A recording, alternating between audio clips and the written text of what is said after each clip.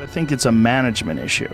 I think a lot of what happiness is a management issue, and decisions that you're making right now, like you could be in a shit state of mind right now, but you could make some decisions to adjust that, and over the next couple hours, you'll get to a much better place. And these constant management decisions, they waver in and out of your life on a daily basis. Like this idea that you could have a good mindset and then all of a sudden you'll be happy. That's horseshit. Like it's like the tide. It comes in and it comes out. There's going to be days where you're just not feeling so good physically, and that's going to affect the way your happiness level is. It's never static. It's never exactly the same. This is something I've cultivated for a long time and avoided things that make me unhappy and figured out what those things are and been very rigid about eliminating them from my life. And one of the big ones is eliminating interactions with people that are negative. That is gigantic. And because I've realized that I'm not really as independent as I used to like to think I was. I used to like to think that my thought process was independent and that I don't give a fuck what anybody thinks. That's nonsense. People say that because they absolutely care what people think and it bothers them. So they say, I don't give a fuck. But that I don't give a fuck stuff is almost entirely nonsense. You do care. And you care in both ways. You care if people are critical of you, care if people are positive of you, but you also care if people are living positive lives and they're motivating you. That's a big one. People are fuel.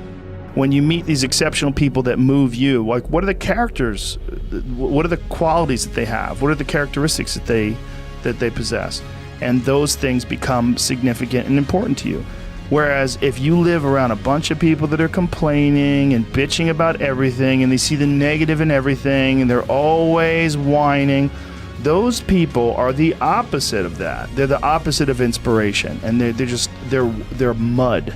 You're just like, whoa. It's like you're up to your ankles in mud. You try to trudge through life. It's difficult. You're not light.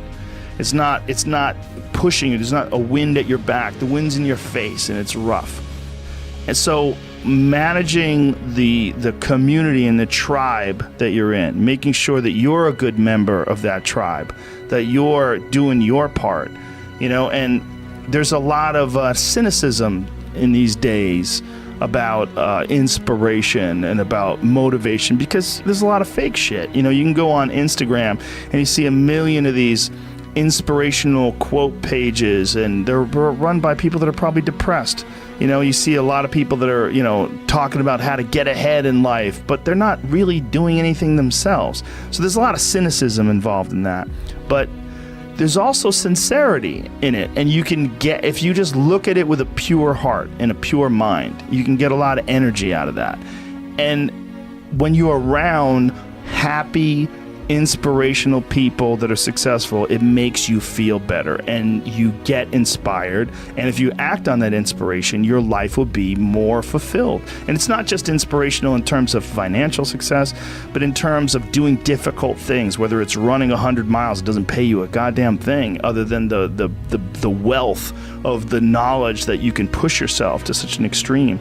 Or anything else, whether it's someone who becomes really good at playing chess or someone who's really good at martial arts or whatever it is. There's a great feeling in these overcoming these difficult things, because life is never this just constant state of I'm at a 9 all day, and when I'm with my wife I hit 10. Yay! And I stay like that. That's not real. What's real is like you saying that you went to this monastery and felt all this angst about meditating and being alone and not having your phone and not having the input, but then when it comes out of it, then you have this reward. So you push through this, and you had these uncomfortable feelings, and you came out of those uncomfortable feelings with this newfound appreciation for time and this respect for your own existence in your own space and carving out 3 hours for yourself a day. That's where it all comes from. It all comes from life lessons, and the lessons are learned through struggle. And I think that there's a lot of people out there that think somehow or another you're going to get to some place where you're living in silk sheets and you're getting your toes done while someone's dropping grapes into your mouth. I don't want that. I've never wanted that. That guy's not going to be happy. He's going to be bored. An hour into the grapes, you're going to get those fucking grapes away from me. Stop painting my toes. What am I doing in this bed?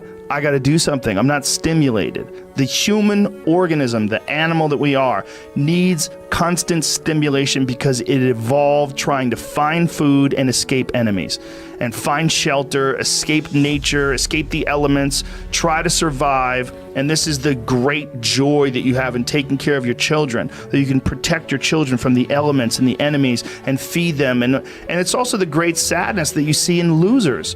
When I see a loser, I see some guy who's 43 years old, lives in his parents' basement, and he fucking hates the world. I'm like, that was a baby. Man, this is a baby that somebody just gave shitty nutrients to, whether it's nutrients in the forms of food or in the form of thoughts and ideas and examples. And this kid developed these horrible, self-defeating patterns of behavior that have led them to this point. You know, I mean, this is the world that we live in today. And I think part of that world is because we have been fed this line of horseshit that you're supposed to seek comfort. And I don't think you are. I think you're supposed to seek lessons, and you're supposed to seek difficult tasks and accomplishments. And through those things, and through doing things that are hard to do, even if it's just a fucking 90-minute hot yoga class. I do a 90-minute yoga class, man. Those last 20 minutes, I do not want to be there, man. And I definitely don't want to give 100%. And I can cheat. I can kind of half-ass it. I can. But if I don't, and I get through it, when that time is up and the lady says namaste and everybody gets up, I'm like, fuck, man, I made it. You know, I lost 15 pounds. My fucking yoga mat is drenched to the point where I could literally wring it out and fill a jug up with water. But through that struggle, I will now have a better day, and I better fucking do it again tomorrow or do something else. Because if I just think, well, tomorrow I'm just going to coast and eat Twinkies and watch TV. Oh, hello, sadness, my old friend. Hello, depression. Because when you're not doing anything, you feel like shit. And that's just a part of being a human being. And we can pretend that we're something other than what we really are. And we can pretend, nah, me, man, I'm just cool, just chilling, doing nothing. Bullshit. You're a fucking human. You're a human being. You evolved from the fucking hundreds of thousands of years of hunters and gatherers and people that were struggling. Those human reward systems are carved deeply into your DNA. And if you don't respect that, if you don't respect the mechanism of happiness and fulfillment and what you really need to do in order to feel satisfied in life, camaraderie, love, family, friendship, struggle, testing yourself, learning, all those things are imperative. They're all a giant part of being a person. I always looked at normal people living normal lives. I could never relate. I never understood it. You know, I also grew up from a broken home, and we were also on welfare, and, you know, the whole deal. Because I think a lot of motivated people come from a place of despair when they're younger. Yeah. And I always had this thought in my head that one day I would make it. Yeah. One day I'm going to make it. I'm going to make it. And then one day I realized, and I don't know when I realized it, probably when, like, on paper I'd already made it. I realized, oh, there's no such place. Like, this is not real. Like, you can't ever, you don't make it. No one makes it. Like, every day you have to be trying to do better. Every day you have to be trying. First of all, there's no perfect human. Let's accept that. You're always going to be flawed. You're always going to be subject to fits of rage and envy and all the things that you wish that you would never have in your mind. So you've got to constantly be working to make sure that that never happens. You constantly be working to make sure that you are always evaluating your perspective on life and always looking at things from meditate, constantly meditate.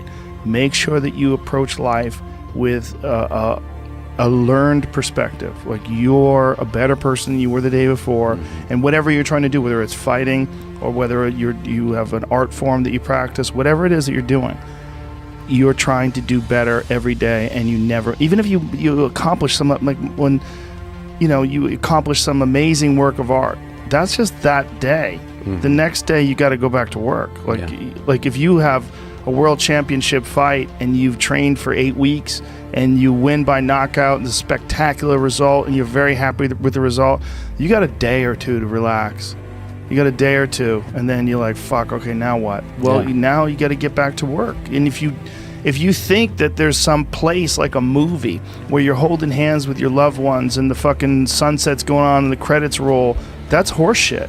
And we have this idea in our head that there's this place that you can get to where you've, air quotes, made it.